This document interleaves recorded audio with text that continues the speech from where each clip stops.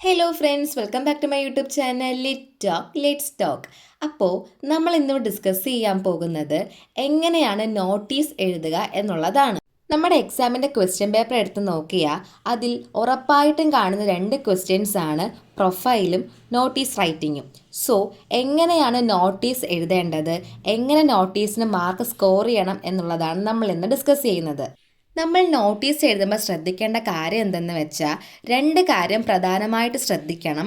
ഒന്നാമത്തേത്, നമ്മൾ രണ്ട് ഭാഗങ്ങളായിട്ട് വേണം നോട്ടീസ് എഴുതാൻ.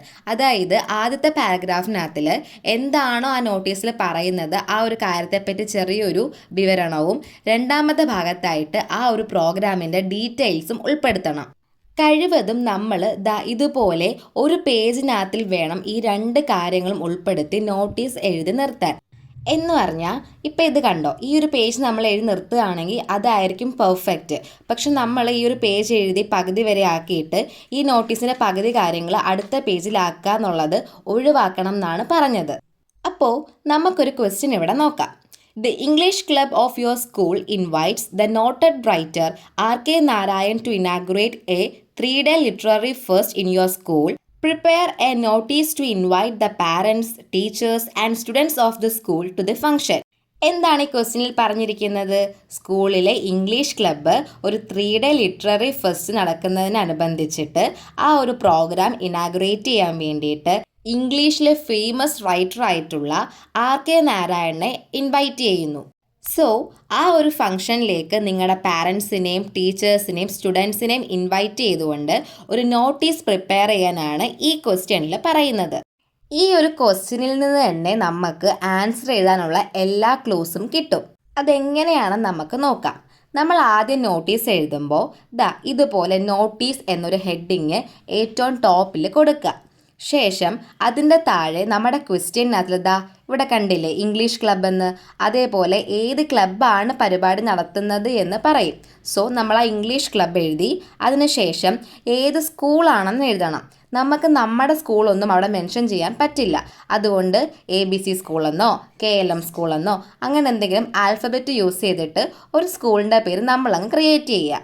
സോ ഇവിടെ നമ്മൾ നോട്ടീസിന് ഹെഡിങ് കൊടുത്തു, അതിന് തൊട്ട് താഴെ ഇംഗ്ലീഷ് ക്ലബ്ബ് എന്ന് കൊടുത്തു. ആ ഇംഗ്ലീഷ് ക്ലബ്ബാണെന്ന് നമുക്ക് എവിടെ നിന്ന് മനസ്സിലായി? ക്വസ്റ്റ്യനിൽ നിന്ന് മനസ്സിലായി. അതിനുശേഷം നമ്മൾ ആ സ്കൂളിൻ്റെ പേരും എഴുതി. ഇനി ഇതിൻ്റെ താഴെ നമ്മൾ എഴുതുന്ന അടുത്ത കാര്യം എന്ത് പ്രോഗ്രാം ആണെന്നുള്ളതാണ്. ഇവിടെ എന്താണ് പ്രോഗ്രാം? 3-day ലിറ്റററി ഫെസ്റ്റിവൽ ആണ് നമ്മുടെ പ്രോഗ്രാം. അത് നമുക്ക് എങ്ങനെ മനസ്സിലായി? നോക്കിക്കേ, നമ്മുടെ ക്വസ്റ്റ്യനകത്തിൽ അത് കിടപ്പുണ്ട്. സോ നമ്മളിതാ ഇതേപോലെ ഇത്രയും എഴുതി നിർത്തിയിട്ടുണ്ട്. ഇനി അടുത്ത സ്റ്റെപ്പ് എന്താന്ന് വെച്ചാൽ ഡിയർ ഫ്രണ്ട്സ് അല്ലെങ്കിൽ ഡിയർ പാരൻസ് അല്ലെങ്കിൽ ഡിയർ ടീച്ചേഴ്സ്, അങ്ങനെ നമ്മൾ അടുത്ത സ്റ്റെപ്പ് എഴുതുക. ഇനി നമ്മൾ കാര്യത്തിലേക്ക് വരികയാണ്.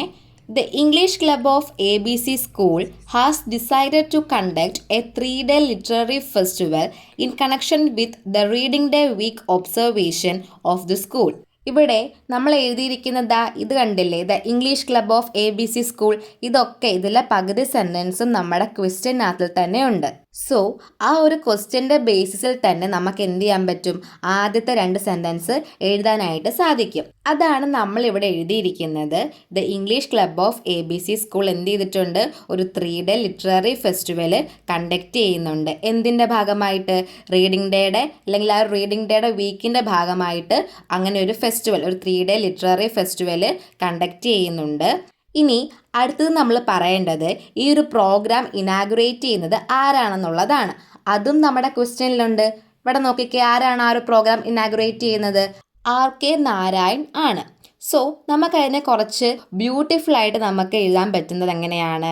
The renowned Indian English writer, അല്ലെങ്കിൽ നിങ്ങൾക്ക് ഈസി ആയിട്ട് വരുന്ന എന്ത് വേണമെങ്കിലും നമുക്കവിടെ ചേർക്കാം. നമ്മുടെ ആ ഒരു ഇനാഗുറേറ്റ് ചെയ്ത വ്യക്തിയെ കുറിച്ചിട്ട് കുറച്ച് സ്പെഷ്യലായിട്ട് എന്തെങ്കിലും ആഡ് ചെയ്ത് ചേർത്ത് പറയുക. അപ്പോൾ ഇവിടെ ഞാൻ എഴുതിയിരിക്കുന്നത് the renowned Indian English writer R.K. Narayan will inaugurate the festival എന്നാണ്. സോ ഇത്രയും ഒരു കാര്യം മതി. നമ്മുടെ ആദ്യത്തെ ആ ഒരു സെക്ഷനിൽ ഇത്രയും കാര്യം ഉൾപ്പെടുത്തിയാൽ മതി.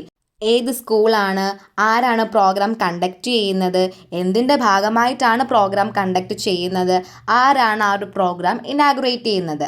ഇത്രയും എഴുതിയതിനു ശേഷം നമ്മൾ താഴെ ലെഫ്റ്റ് സൈഡിൽ ഡേറ്റ്, ഈ ഒരു പ്രോഗ്രാം എന്നാണോ നടക്കുന്നത് ആ ഡേറ്റ് വെക്കുക, അതിൻ്റെ താഴെ സമയം കൊടുക്കുക, അതിൻ്റെ താഴെ വെന്യൂ എന്ന് വെച്ച് കഴിഞ്ഞാൽ പ്ലേസ് എവിടെ വെച്ചാണെന്നുള്ളതും മെൻഷൻ ചെയ്യുക. റൈറ്റ് സൈഡിൽ നമ്മൾ എന്ത് എഴുതുക? All are welcome. ഇത്രയും എഴുതുമ്പോൾ നമ്മുടെ നോട്ടീസിൻ്റെ ഫസ്റ്റ് സെക്ഷൻ കംപ്ലീറ്റ് ആവും. നോക്കിക്കേ, ഇതേപോലെയാണ് നമ്മൾ എഴുതേണ്ടത്. ആദ്യം നോട്ടീസിനൊരു ഹെഡിങ് കൊടുക്കുക, അതിൻ്റെ താഴെ ഏത് ക്ലബ്ബ്, ആരാണ് പ്രോഗ്രാം കണ്ടക്ട് ചെയ്യുന്നത്, ഇവിടെ ഇംഗ്ലീഷ് ക്ലബ്ബാണ്, ഏത് സ്കൂളാണ്, എന്ത് പ്രോഗ്രാമാണ് കണ്ടക്ട് ചെയ്യുന്നതെന്ന് എഴുതുക. അതിനുശേഷം നമ്മൾ എന്ത് ചെയ്യുക? ആ പറയേണ്ട കാര്യങ്ങളൊക്കെ ഉൾപ്പെടുത്തി എഴുതുക. ഇനി അടുത്ത സെക്ഷൻ എന്ന് പറയുന്നത് പ്രോഗ്രാം ഡീറ്റെയിൽസ് ആണ്. ഈ ഒരു പ്രോഗ്രാമിനെ പറ്റിയിട്ടുള്ള ഡീറ്റെയിൽസ് ആണ് നമ്മൾ ഇനി എന്ത് ചെയ്യാൻ പോകുന്നത്? അടുത്ത സെക്ഷനായിട്ട് എഴുതാൻ പോകുന്നത്. അടുത്ത സെക്ഷൻ എന്ന് പറഞ്ഞാൽ ഇതേ നോക്കിക്കേ, നമ്മൾ ഈ ഒരു പാരഗ്രാഫ് വരെ ആയിട്ടാണ് ആദ്യത്തെ സെക്ഷൻ എഴുതിയിരിക്കുന്നത്. സോ അടുത്ത സെക്ഷൻ എന്ന് പറയുമ്പോൾ ഈ പേപ്പറിൻ്റെ ഇത് കണ്ടോ, മിഡിലായിട്ട് നമ്മൾ പ്രോഗ്രാം ഡീറ്റെയിൽസിന് ഹെഡിങ് കൊടുക്കുക. ഹെഡിങ് കൊടുത്തിട്ട് ഫസ്റ്റ് നമ്മൾ എഴുതേണ്ട കാര്യം പ്രയർ ചൊല്ലുന്നത് ആരാണ്? സ്കൂൾ കൊയർ ആണ്. അടുത്തത് വെൽക്കം സ്പീച്ച് ആണ്, സ്വാഗത പ്രസംഗം. ആരാണ്? Secretary, English club. അടുത്തത് പ്രസിഡൻഷ്യൽ അഡ്രസ്, അതായത് അധ്യക്ഷ പ്രസംഗം. ആര് കൊടുക്കാം? പ്രിൻസിപ്പലിനെ കൊടുക്കാം. അടുത്തത് ഇനാഗുറേഷൻ ആണ്. ഒരു കാര്യം മറന്നു പോകരുത്, നമുക്ക് ഈ വെൽക്കം സ്പീച്ചും പ്രസിഡൻഷ്യൽ അഡ്രസ്സും ഫെലിസിറ്റേഷൻസും വോട്ട് ഓഫ് താങ്ക്സും ഒക്കെ ഇഷ്ടമുള്ളവരെ കൊടുക്കാം. പക്ഷേ ഇനാഗ്രേറ്റ് ചെയ്യുന്ന ആളെ മാത്രം മാറിപ്പോകരുത്.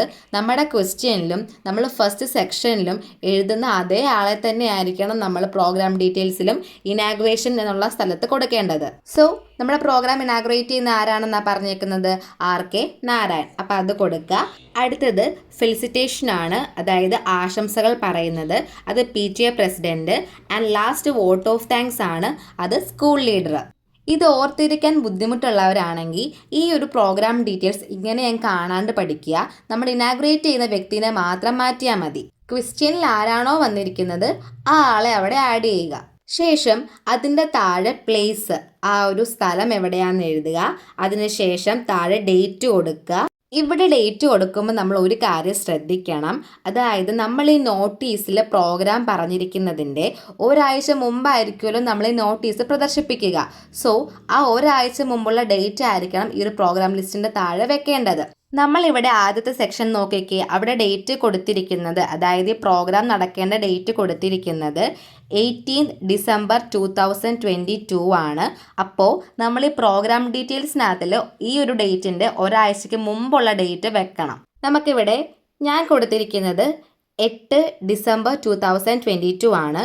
അപ്പോൾ നമ്മൾ ഈ നോട്ടീസ് ഇഷ്യൂ ചെയ്യുന്നത് ഈ ഒരു ഡേറ്റിലാണ്. പക്ഷെ നോട്ടീസിലെ പ്രോഗ്രാം എന്നാണെന്നുള്ളത് നമ്മൾ ആദ്യത്തെ സെക്ഷനിൽ മെൻഷൻ ചെയ്തിട്ടുണ്ട്. കണ്ടോ ഇവിടെ ആയിട്ട്. അത് കഴിഞ്ഞാൽ പിന്നെ ഒരു സ്റ്റെപ്പ് കൂടെ ഉള്ളൂ. നമ്മളിപ്പോൾ ലെഫ്റ്റ് സൈഡിലാണല്ലോ ഡേറ്റും പ്ലേസും ഒക്കെ എഴുതിയത്. റൈറ്റ് സൈഡിൽ സെക്രട്ടറി എന്നും താഴെ ഇംഗ്ലീഷ് ക്ലബ്ബ് ആണെങ്കിൽ ഇംഗ്ലീഷ് ക്ലബ്ബ്, അല്ലെങ്കിൽ ഏത് ക്ലബ്ബാണോ പ്രോഗ്രാം കണ്ടക്ട് ചെയ്യുന്നത് അവരെ മെൻഷൻ ചെയ്യുക. ഇത്രയും കഴിഞ്ഞ് നമ്മുടെ നോട്ടീസ് കംപ്ലീറ്റ് ആയി. അതിനുശേഷം ചെറിയൊരു പണി കൂടെ ഉണ്ട്. അതായത് നമ്മൾ ഈ 2 സെക്ഷനായിട്ട് ഒരു പേജിൽ ഉൾക്കൊള്ളിച്ചാണല്ലോ ഇത് എഴുതിയിരിക്കുന്നത്. സോ അതിൻ്റെ ഒരു ഭംഗിക്ക് വേണ്ടിയിട്ടും നമുക്ക് മാർക്ക് സ്കോർ ചെയ്യാനുള്ള ഒരു ടിപ്പാണ്. ഇതിനെ നമ്മൾ ഒരു ബോക്സിൽ അങ്ങ് ആക്കുക. ബോക്സിലാക്കുമ്പം ഇത് കണ്ടോ, ഇതേപോലെ ആയിരിക്കണം നമ്മൾ ബോക്സിലാക്കേണ്ടത്.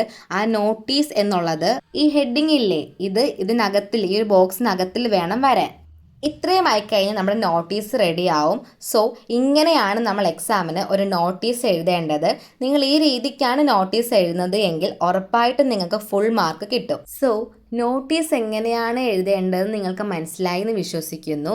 പ്രീവിയസ് ക്വസ്റ്റ്യൻ പേപ്പറൊക്കെ നോക്കിയിട്ട് ജസ്റ്റ് ഒന്ന് പ്രാക്ടീസ് ചെയ്ത് നോക്കുക.